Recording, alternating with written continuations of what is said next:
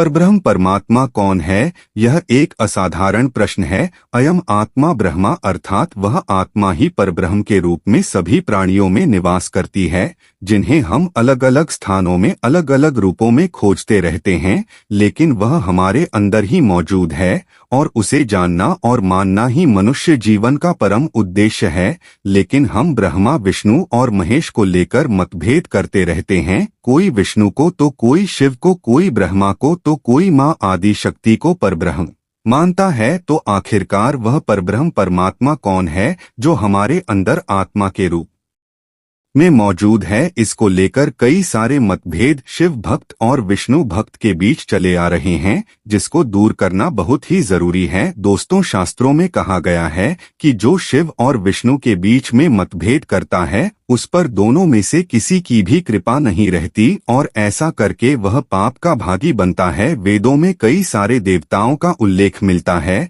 लेकिन कुछ लोग यह कहते हैं कि वेदों में शिव का उल्लेख ही नहीं है। इसका कारण यह है कि उन्होंने केवल वेदों को पढ़ा है लेकिन उसे समझा ही नहीं। तो पहले मैं आपको उपनिषदों के मंत्रों से इसे समझाने की कोशिश करता हूँ। मुद्रलोपनिषद के तीसरे खंड के पहले ही श्लोक में यह स्पष्ट लिखा है कि एक को देवो बहुधा निवि अजय मानो बहुधा विजयते। इसका अर्थ यह होता है कि इस संपूर्ण सृष्टि में केवल एक ही परमेश्वर है जो कि विभिन्न रूपों में स्वयं प्रकट हुआ है। तो वह परमेश्वर अंत भी है और अनंत भी, वह सब कुछ है और वह शून्य भी, वह जन्म भी लेता है और वही अजन्मा भी है, वह निराकार है और वही आकार भी लेता है, क्योंकि सृष्टि में उन्होंने अनेक रूप धारण किए हैं। तो इसी बात को लेकर प्रश्न उठता है कि आखिरकार वह परमेश्वर कौन है, ब्रह्मा विष्णु या महेश? तो इसका उत्तर है कि इन तीनों में से कोई नहीं, वह तो इन त्रिमूर्ति का भी जीवनदाता है।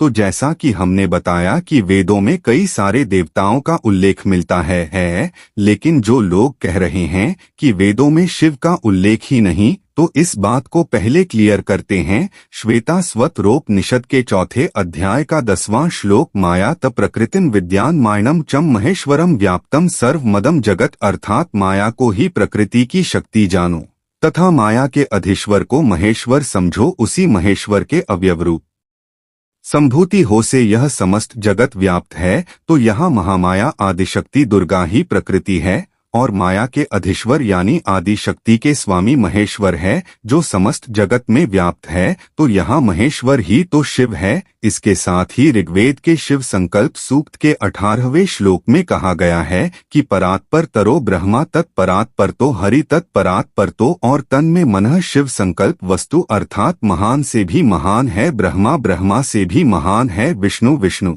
से भी महान है ईसा, अर्थात शिव। आत्म मेरा मन शिवमय यानी शून्यता में लीन हो जाए तो इससे साबित होता है कि वेद और उपनिषदों में शिव का उल्लेख मिलता है। और यहाँ पर यह भी कहा गया है कि मेरा मन शिवमय यानी शून्यता में लीन हो जाए। तो चाहे हम किसी भी रूप में ईश्वर की पूजा करें, अंततः हमारा परम उद्देश्य शून्यता में लीन होना ही होना चाहिए और वह शून्यता हमारे अंदर ही मौजूद है, जिसे हमें महसूस करना है, जो कि केवल ध्यान से ही संभव है। इसीलिए हमारे ऋषि मुनियों द्वारा ध्यान को इतना महत्व दिया जाता था। वैदिक शास्त्रों के मंत्रों में परमेश्वर को अनेक नामों से तथा अनेक रूपों से वर्णित किया गया है, जैसे कि इंद्र, मित्र, वरुण, ईशा, रुद्र, हरि, ब्रह्मा इत्यादि। तो फिर यहाँ ब्रह्मा से विष्णु को और विष्णु से शिव को महान क्यों कहा गया है? तो श्वेताश्वत उपनिषद के चौथे अध्याय का 10वां श्लोक, इंद्रिय व्यपरा अर्थात अर्थभ्यस्व परम मन, मन सस्तु परा बुद्धि बुधराम महत पर, अर्थात इंद्रियों से महान है शरीर, शरीर से महान है मन, मन से महान है बुद्धि तथा बुद्धि से महान है आत्मा। तो यहाँ इंद्र यानी हमारी इंद्रिया, ब्रह्मा यानी हमारा शरीर, मन है हमारा मित्र,